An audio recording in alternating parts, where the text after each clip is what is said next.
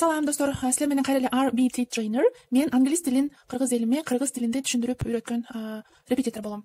Мына бүгүн мен силерге англис тилиндеги бир мүчө жөнүндө айтып бергим келип жатат. Ал мүчө кайсыл мүчө? U R E мүчөсү.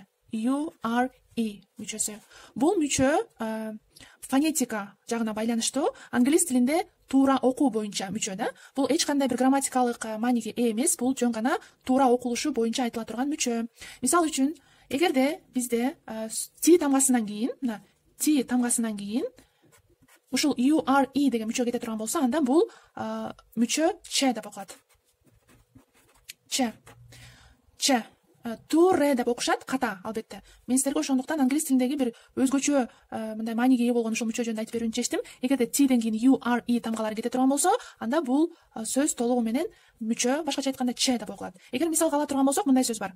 Мисалга ала турган болсок, мисал деген англис тилинде for example дейт. For example, мисалга ала турган болсок, мындай сөз. N A T U R E.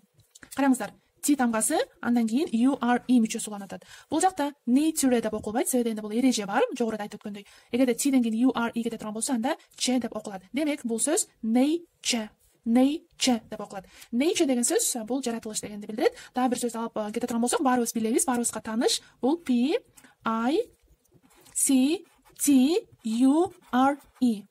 Мына жогорудагы эле T, андан кийин U R E мүчөсү.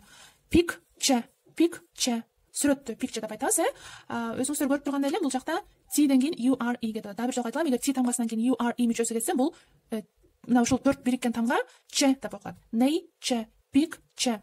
Дагы бир мисал ала кетейин. Бир сөз T O R T U R E. T тамгасынан кийин U R E кетип жатат. Демек, touch. Nature, picture, touch. Touch деген бул адамды кыйноо деп которулат. Nature, picture, touch. Жаратылыш, сүрөт, адамды кыйноо деп которулат деп сиздер менен бүгүн кайра эле RBT trainer болду.